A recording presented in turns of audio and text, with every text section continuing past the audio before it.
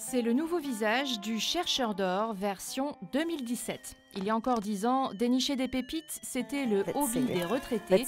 Aujourd'hui, de plus en plus de jeunes arpentent le bush à la recherche de la pépite rare. C'est le cas de Benjamin, un Français de métropole installé à Melbourne. Aujourd'hui, il prend son deuxième cours de prospection avec son instructrice Rhonda Hyde de Gold Prospecting Australia. On a détecté une cible ici. Donc en fait, je suis en train de vérifier où est-ce qu'elle est exactement la cible. Donc on fait par élimination, mais elle est ici, il y a quelque chose.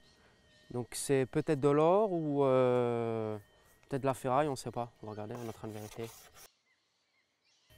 Well done. Yeah, just in case. Yeah, just in case. Ah, look at this. Black gold. Nous sommes dans le Triangle de l'Or, la région au monde la plus riche en grosses pépites, située au nord-ouest de Melbourne. C'est là qu'a eu lieu la grande ruée vers l'or qui a fait la richesse de l'Australie à partir des années 1850. Depuis, la fièvre n'est pas retombée. En 2015, plus de 10 000 personnes ont acheté un permis de mineur amateur dans le Victoria.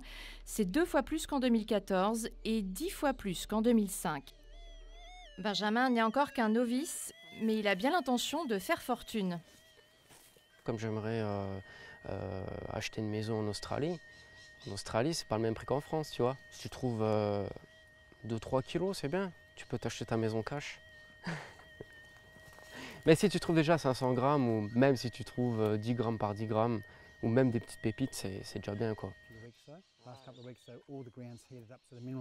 Et c'est un rêve accessible, car les nouveaux appareils détectent l'or enfoui à de plus grandes profondeurs.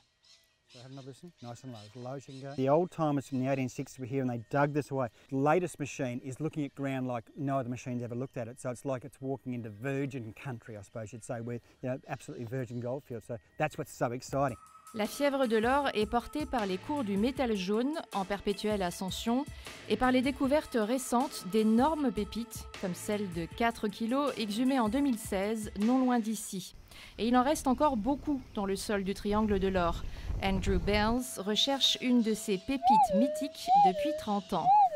As far as gold existing in the goldfields still, there are still lode systems that haven't been discovered. There's probably as much gold in the ground that has been found that hasn't been found. A lot of great potential for the modern day prospector. Mais il faut énormément de patience. Après 8 heures de recherche et beaucoup de sueur, la moisson est plutôt modeste. Ouais, ça va, ça a été. 2 petites pépites.